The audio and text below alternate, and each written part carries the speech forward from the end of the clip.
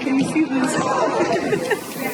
Rare sightings of snow in Gauteng gets tongues wagging, and the president awaits an intelligence report on the torching of trucks. Hello there, I'm Gladys Mutele, and this is Eyewitness News.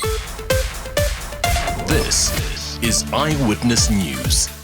The South African Weather Service says although it did not forecast any light snowfall or sleet for today, evidence this morning has proven otherwise.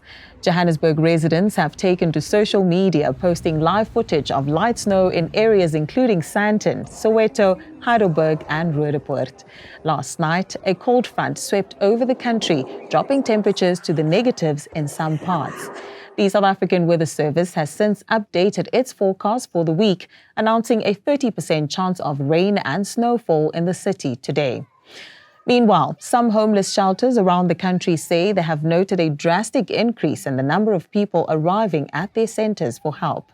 The Salvation Army's Tateitsile Senamo says they've had their hands full. It being our ministry, especially to attend to the people who are homeless, who are desperate at this time of the year. So we have quite a number of them who are coming to our doorsteps in different parts of the country asking for assistance, and even others calling for accommodation, temporary shelter, and so forth to ask for assistance. President Cyril Ramaphosa has revealed that he is awaiting a report from the country's intelligence services following the torching of trucks on South Africa's roads. Police have confirmed that in the latest incident, 5 trucks were burnt on the N4 highway in Mpumalanga last night near the Waterval Boven area. It is understood a group of people who arrived in 2 vehicles stopped the trucks and instructed the drivers to get out of the vehicles before setting the vehicles alight with goods still inside. Editor at trucking publication Fleet Watch, Patrick O'Leary, believes the incidents are coordinated attacks, citing that this has been rampant since 2018. Now, the problem is, after every time there's problems with trucks being burnt, all the blinking ministers get together, they have these talk shops, and they promise the world, and nothing comes out. Now, the problem with the ATDF, I actually think they do condemn those trucks now, but they have lost control of some of their members because some of their members are more militant. Now, this follows the torching of 6 trucks less than 24 hours prior on the N3 at Van Riemen's Pass. Ramaphosa says he's concerned about the activities that appear to be driven by intentions to sabotage the economy. Coincidentally, the attacks on trucks come as the country marks 2 years since the July 2021 unrest, which targeted the province of KwaZulu-Natal and Gauteng.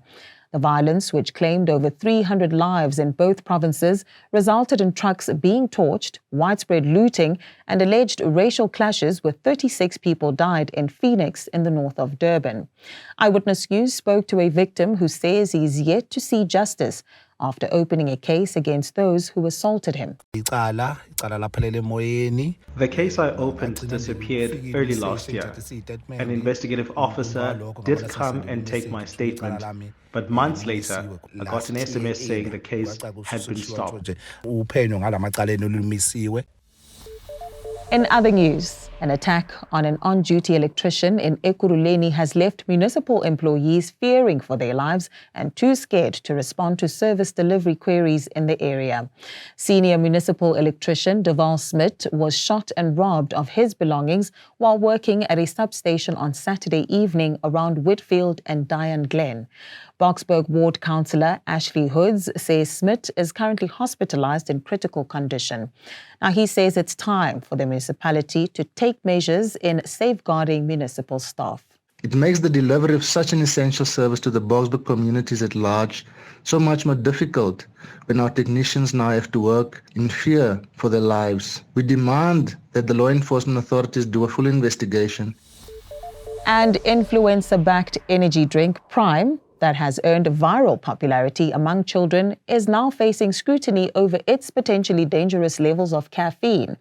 A U.S. senator has called on the country's Food and Drug Administration to investigate the beverage, which contains 200 milligrams of caffeine per can. That's the equivalent of about 2 cans of Red Bull or 6 cans of Coke. Representatives of the energy drink have defended it as clearly labelled, not recommended for children under the age of 18.